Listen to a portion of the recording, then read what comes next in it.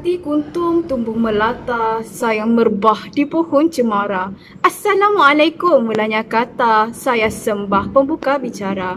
Pertama sekali kami mengucapkan ribuan terima kasih kepada Encik Biamin bin Ahmad kerana telah memberikan kami peluang untuk menyiapkan tugasan pentaksiran berterusan iaitu BMMB 1104 subjek Kesusasteraan dan Kebudayaan Melayu. Kumpulan kami terdiri daripada saudari Gan Meyi, saudari Atirah dan saya sendiri, Maisarah. Cerpen yang kami pilih untuk kritikan sastera bertajuk Gangguan Hasil Karya Usman Ayub. Seterusnya saya akan serahkan kepada saudari Gan Meyi untuk mengupas kritikan sastera ini. Baiklah, terima kasih saudari Maisarah. Okey, baiklah, sebelum kita masuk secara terperinci tentang jenis kritikan sastera yang ada, yang pernah kita pelajari, izinkan saya mulakan mukadimah pembentangan kita pada hari ini dengan memberikan penjelasan berkenaan definisi bagi kritikan sastera terlebih dahulu. Baiklah, mengkritik boleh didefinisikan sebagai usaha menghakim, memutuskan nilai baik atau buruknya sebuah karya sastera.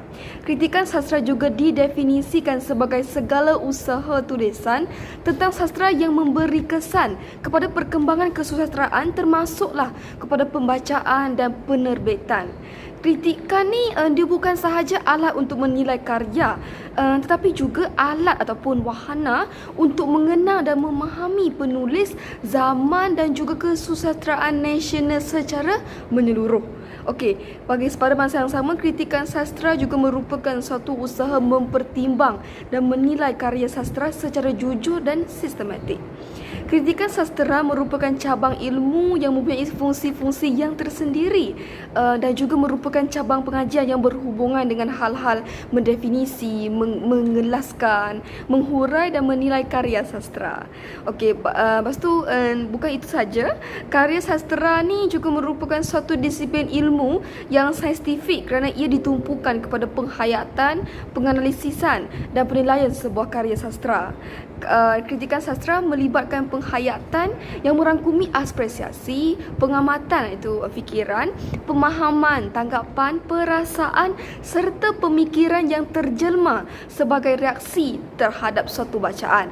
Kritikan ni dia sebagai cabang ilmu saintifik seperti yang saya tekankan tadi dan merupakan suatu kegiatan menghayati secara keseluruhan atau secara total, menganalisis secara interpretif serta melakukan penilaian secara rasional, iaitu membuat pertimbanganlah daripada banyak persepsi ataupun banyak pihak. Lepas tu, kritikan sastera ni merupakan penelitian yang kritis, jitu dan memberi pertimbangan yang adil terhadap baik dan buruk suatu karya sastera dengan memanfaatkan pendekatan ataupun tidak. Kritikan sastera merupakan satu yang memberi manfaat kepada pembaca, pengaji yang lain dan pengarang itu sendiri. Sekian sahaja daripada saya, iaitu berkaitan dengan definisi berkaitan dengan asas kritikan sastera.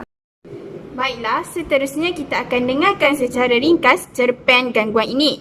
Cerpen Gangguan mengisahkan tentang seorang lelaki yang telah berusia 56 tahun tapi belum mendapat hidayah daripada Allah SWT. Walaupun usia sudah lanjut tetapi masih tiada kesedaran dalam jiwa maulud untuk mendirikan solat walaupun dia tahu bahawa solat itu adalah tiang agama. Justeru, sahabatnya Wahab telah menyamar sebagai seorang pemanggil yang tidak dikenali tanpa jemu menasihati maulud agar bangun mendirikan solat melalui panggilan telefon pada waktu subuh. Wahab terus-menerus mengingati dan menasihati maulud tentang kewajipan menunaikan solat dan tentang ajal yang akan datang menyapa pada bila-bila masa sahaja tanpa mengira usia. Walau bagaimanapun, maulud tetap tidak mengendahkan nasihat tersebut. Malah semakin berang dengan gangguan yang diterimanya setiap hari. Namun, keinsafan akhirnya mengetuk pintu hati maulud apabila dia mendapat berita kematian Wahab setelah diberitahu oleh Baharum bahawa orang yang mengganggunya dengan panggilan telefon pada setiap kali waktu subuh itu adalah Wahab, iaitu sahabatnya sendiri yang dikenali lebih daripada 10 tahun. Jadi itulah secara ringkas berkaitan cerita pendek Gangguan ini. Terima kasih diucapkan kepada saudari Maisarah atas pengenalan ataupun tadi dia bercerita panjang lebar, iaitu cerita ringkas lah, iaitu sinopsis berkaitan dengan cerpen yang kumpulan kami pilih. Baiklah, saya teruskan dengan asas kritikan yang pertama, iaitu kritikan sanjungan. Sebenarnya kritikan ini dia bertujuan untuk memuji ataupun mengangkat karya dan pengarangnya yang berupaya menghasilkan pemikiran bernas serta dapat menampilkan elemen karya yang menarik. Kritikan sanjungan ini ditujukan juga kepada pengarang kerana memiliki daya intelektual, ketajaman dan kebernasan fikiran. Kritikan sanjungan yang terdapat dalam cerpen ini ialah wajar diangkat sebagai bahan dakwah Islamiah. Sekiranya kita meneliti petikan cerpen ini, ia telah menepati konsep dakwah yang digariskan dalam Al-Quran. Hal ini jelas boleh dilihat pada tindakan Wahab yang saling mengingati dan menasihati terhadap perkara kebenaran yang dituntut oleh Islam. Wahab telah menunjukkan kewajipan dan tanggungjawab sebagai umat Islam dengan menunaikan solat yang juga merupakan nilai yang perlu dipuji dan diteladani oleh pembaca. Seterusnya ialah cerpen ini turut menggunakan mata pena untuk menjalankan tanggungjawab dakwah Islamiah. Okey, misalnya di sini kita boleh lihat kewujudan watak Maulud sebagai seorang yang lemah iman menjelaskan dengan lebih terperinci kepada pembaca akibat daripada terlalu leka dengan duniawi akan membawa kepada penyesalan yang tiada kesudahan, di mana Maulud menyesali sikapnya yang selama ini tidak mahu mendengar nasihat dan dakwah yang cuba disampaikan oleh orang yang selalu menghubunginya pada waktu subuh, iaitu sahabat karibnya sendiri, Wahab. Tambahan pula, cerpen ini turut menunjukkan keistimewaan agama Islam yang tiada paksaan. Jika kita melihat contoh petikan dakwah yang terpampar di skrin itu, yang disampaikan oleh Wahab sebenarnya, dia telah menyebarkan dakwah dengan penuh hikmah, bijaksana dan berbahas dengan cara yang baik. Watak ini tidak menunjukkan sikap terburu-buru dalam berdakwah, malah bersabar dalam menyampaikan dakwah Islamiah baik dari segi lisan maupun perbuatan. Sebentar tadi, Gameye telah melontarkan kritikan sanjungan terhadap penulis ini. Sekarang ini saya akan melontarkan kritikan teguran terhadap penulis pula. Sebagai pengetahuan, kritikan teguran ini adalah kritikan yang bersifat memberi teguran dan peringatan secara ikhlas.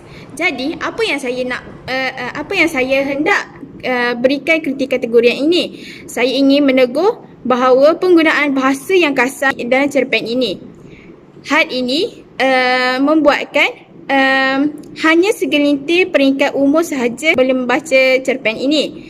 Pembaca remaja dan dewasa sememangnya sesuai kerana karya ini padat dengan pengajaran dan keindahan nilai bahasa. Meskipun bahasa yang digunakan agak kasar tetapi dapat memberikan kesan dan impak yang mendalam kepada jiwa pembaca. Kenapa saya katakan penggunaan bahasa yang kasar? Hal ini kita dapat lihat melalui contoh, baru 2 minit telefon berhenti berbunyi. Kini benda sial tetapi berguna itu melalak lagi. Maulud mengiring ke kiri sambil menarik gebar, mahu memujuk matanya supaya lelap semula, namun gagal berbuat demikian. Hasrat untuk meneruskan tabiat bangun lewat sejak dia amalkan bertahun-tahun lalu sudah terbantut. Terus sejak lebih 3 bulan lalu. Bahkan bukan setakat terbantut, hati kecil ini bagaikan dihiris sembilu apabila sindiran yang sama diulang-ulang hingga pedih telinga ini mendengarnya.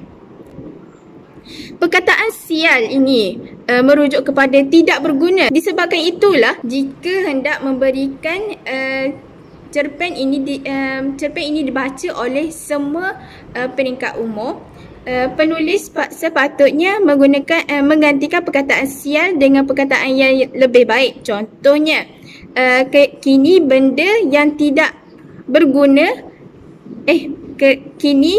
benda yang tidak berfaedah tetapi berguna itu melalak lagi. Seperti itu. Saya juga ingin mengkritik saranan kepada penulis. Apa maksud kritikan saranan ni? Kritikan saranan ni adalah kritikan yang menganjurkan sesuatu untuk memperbaiki kekurangan serta memantapkan unsur-unsur dalam karya, unsur-unsur yang membina dalam karya. Senang cerita, penambahbaikanlah terhadap karya penulis ini.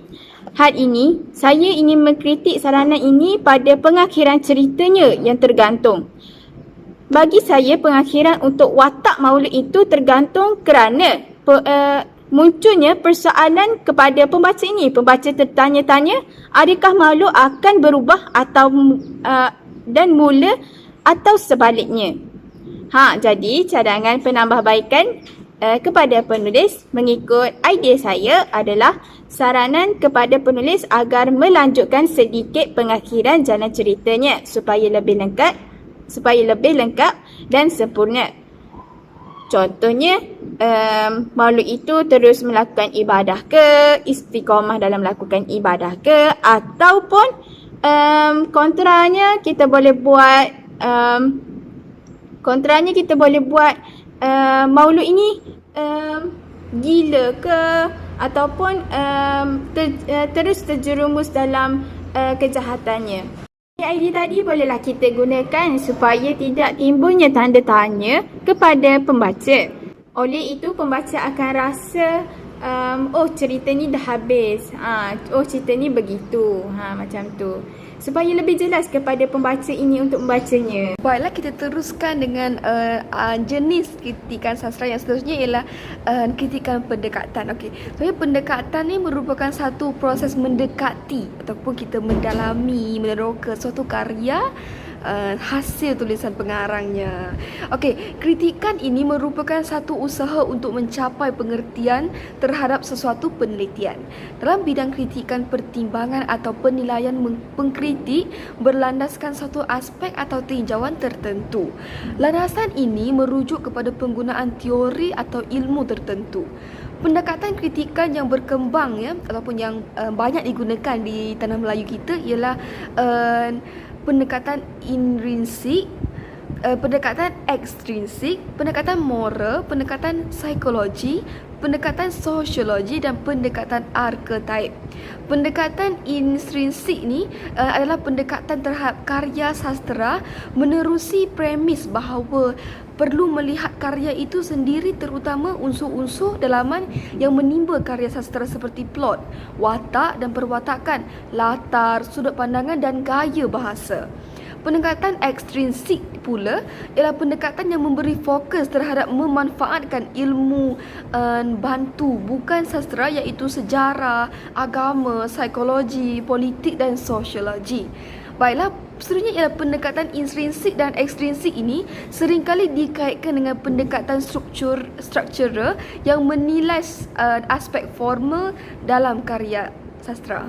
Okey, seterusnya ialah pendekatan moral. Pendekatan moral ni kita dapat dikesan dalam cerpen ni. Okey, kita tengok dulu. Pendekatan moral ni pula berkaitan dengan penelitian terhadap nilai-nilai moral dan agama. Okey, kajian ini difokuskan terhadap perilaku watak yang ditampilkan oleh pengarang.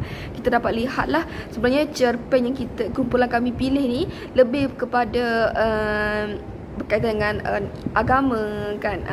So dia lebih berkaitlah dengan pendekatan moral di sini. Baiklah, pendekatan sosiologi dan seterusnya pula memberi tumpuan terhadap 3 aspek utama, iaitu pengarang, karya dan masyarakat. Manakala pendekatan arketaip ataupun tipa induk menjurus kepada perbincangan berkaitan dengan kepercayaan dan pegangan hidup sebuah masyarakat. Okey, ia sering dikaitkan dengan adat istiadat, kepercayaan dan mistik yang dipaparkan dalam karya sastera. Pendekatan psikologi atau dikenali sebagai pendekatan kemanusiaan turut lebih ditumpukanlah kepada 4 aspek yang saling berkait dan melibatkan pengarang, watak dan pembaca. Pertama, pengalaman hidup peribadi pengarang serta aspek kejiwaannya yang mempunyai kaitan dengan sejarah hidup pengarang. Yang kedua ialah proses penulisan teks karya sastera yang melalui proses mencari idea, pengeraman, iluminasi dan verifikasi. Okey, proses penciptaan ini berkaitan dengan proses dalaman dan luaran. Ketiga ialah sifat atau perilaku zahir dan batin watak. Kritikan ini akan melihat kedudukan watak protagonis dan antagonis dalam menghadapi pelbagai persoalan, konflik dan sebagainya. Dan yang terakhir, keempat, melihat kesan karya terhadap pembaca. Ia dikaitkan dengan aspek emosi, hasil dan tanggapan dan pengalaman pembaca itu sendiri. Okey pula, baiklah kita tengok dulu. Sebenarnya dalam petikan tu terdapat kritikan sastra pendekatan moral dalam cerpen ni yang telah saya tekankan tadi, yang memberi gambaran jelas bahawa agama merupakan teras kehidupan manusia. Penulis telah menerapkan elemen dakwah dalam Islam menerusi cerpen ini dengan menggambarkan watak Wahab yang tidak berputus asa untuk berdakwah kepada Maulud melalui panggilan telefon sewaktu masa subuh. Baiklah, setelah kita baca petikan tersebut, kita dapat tahu bahawa hubungan manusia dengan agama merupakan satu perkaitan yang tidak mungkin dapat dipisahkan. Oleh itu, kegiatan dakwah perlu dijalankan agar manusia kembali sedar dan tidak hanyut dalam menjalani hidup yang tersasar jauh daripada landasan agama. Jadi selepas kita dengar daripada kawan-kawan kita tadi tentang kritikan, sanjungan, teguran, saranan dan pendekatan yang terdapat dalam cerpen gangguan ini, di sini saya akan menyampaikan pula kritikan penganalisian yang terdapat dalam cerpen gangguan ini. Kalau nak tahu, kritikan penganalisian ini bermaksud menyelidik sesuatu karya untuk kita tahu keadaan yang sebenarnya. Termasuklah kita dapat tentukan keadaan, prestasi atau pencapaian cerpen yang kita pilih tersebut. Maksudnya kalau seseorang pengkritik ini melakukan penelitian terhadap sesuatu jenis sastra tersebut, apa sastra sekalipun, cerpen ke, dalam bentuk komsas ke, novel ke, maka peneliti itu secara tidak langsungnya ia sedang melaksanakan kerja penghuraian atau penganalisian. Jadi kalau kawan-kawan nak tahu, dalam cerpen ni ada kritikan penganalisian yang saya dapati, iaitu saya dapati ada penceritaan yang terperinci dan dalam cerpen ni juga adanya kebolehan dalam mempengaruhi khalayak. Jadi kita tengok dulu dan dengar daripada saya dulu berkaitan kritikan penganalisian, iaitu penceritaan yang terperinci ni. Jadi kalau kita sebutkan tentang penceritaan yang terperinci, maksudnya kat sini dalam penceritaan dan cerpen ni akan diatur secara terperinci melalui plot-plot yang diatur dengan baik. Jadi bila saya baca cerpen ni, saya dapati pada mula penceritaan cerpen gangguan ni, ia menceritakan perwatakan watak utama ni, dia sangat memiliki hati yang keras dan dia ni degil untuk mendengar dan menerima nasihat. Jadi dia ni senang cerita, dia ni nak ikut kepala dia je. Dia tak nak pun orang bagi teguran, dia tak akan terima langsung teguran orang tu. Jadi saya dapati juga di akhir cerita ini, dia mengakhirkan cerita ini dan dia tamatkan cerita ini dengan menanamkan sifat kekesalan dalam diri watak utama tersebut. Sekaligus ia dapatlah memberi pengajaran kepada saya sendiri dan pembaca-pembaca di luar sana. Jadi dapatlah saya simpulkan bahawa cerpen gangguan ini telah mencapai matlamat utama dalam kaedah penceritaannya melalui konsep dakwah yang berteraskan kewajipan dalam beragama dan menghargai nasihat yang diberikan sebelum menghadapi penyesalan dalam kehidupan. Jadi contoh yang saya petik daripada cerpen gangguan tentang apa yang saya sampaikan tadi, iaitu keinsafan akhirnya mengetuk pintu hati Maulud apabila dia mendengar berita kematian Wahab setelah diberitahu oleh Baharum bahawa orang yang mengganggunya dengan panggilan telefon pada setiap kali waktu subuh ialah Wahab, iaitu sahabatnya sendiri yang dikenali lebih daripada 10 tahun. Jadi pada awalnya Maulud ni sangatlah suka untuk terima pandangan orang, terima teguran orang untuk sembahyang subuh pada setiap pagi. Jadi Wahab ni selalulah cakap kat dia suruh sembahyang subuh, tapi dia tetap tak dengar. Jadi Wahab ni dia mengambil keputusan untuk telefon setiap kali setiap subuh, jadi untuk kejutkan Maulud ni. Tapi Maulud ni tetap tak bangun, sehinggalah dia dapat keinsafan, iaitu sejak Baharum ni kawan dia juga, dia beritahu Maulud ni bahawa Wahab ni telah meninggal dan Wahab ni lah sebenarnya yang telefon dia setiap kali subuh tu untuk kejutkan dia sembahyang subuh. Jadi sahabat dia ni sebenarnya Wahab ni sebenarnya Maulid dah kenal Wahab ni lebih daripada 10 tahun. Jadi dia sangatlah terasa kehilangan dan terasa insaf akan kepergian kawannya. Jadi selepas tu pun dia berubah. Jadi pengakhiran dia berjaya insaf sebelum dia menyesal. Iaitu kalau dia dah mati, dia dah tak boleh dah nak solat. Jadi sebelum dia mati, dia berubah. Dia dah taubat. Maksud kata dia insaf lah dalam jalan cerita cerpen gangguan ni. Kritikan penganalisan yang kedua yang saya dapati dalam cerpen gangguan ini ialah kebolehan dalam mempengaruhi khalayak.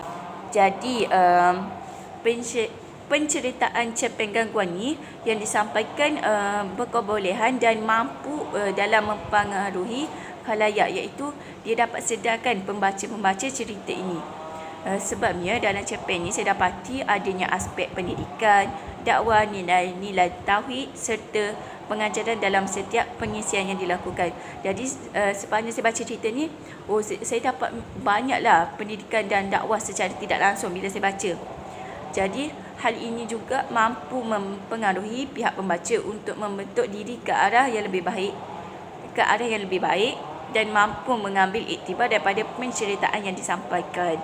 Jadi bila saya sendiri yang baca dan kawan-kawan saya sendiri yang baca, kami secara tidak langsung akan jadi terpengaruh dan kami juga akan menjadi jadi kita sepatutnya kena sembahyang, kita sepatutnya kena banyakkan ibadah. Jadi dalam cerita ni sangatlah menjadikan moral dan pengajaran kepada pembaca-pembacanya. Jadi contoh yang saya petik daripada cerpen gangguan ni tentang kebolehan dalam mempengaruhi khalayak ialah Wahab ni ia telah menyamar sebagai seorang pemanggil yang tidak dikenali, yang tanpa jemu berdakwah kepada kawannya, iaitu Maulud tadi, agar sentiasa bangun mendirikan solat melalui panggilan telefon pada waktu subuh. Jadi kat sinilah kita dapat pengajaran bahawa pentingnya untuk sembahyang subuh pada setiap kali pagi, walaupun pagi-pagi tu susah nak bangun. Jadi kita tetap kena bangun untuk sembahyang subuh. Akhir sekali, kalau kawan-kawan nak tahu, terdapat juga kritikan penilaian dan cerpen gangguan ni. Sebelum tu saya akan jelaskan sedikitlah tentang kritikan penilaian ni. Kalau nak tahu, kritikan penilaian ni ia bermaksud ia melakukan pemberian nilai tertentu kepada sesuatu teks sastera, sama ada cerpen ataupun novel yang menyangkut tentang mutu, iaitu nilai lah dalam teks sastera tersebut.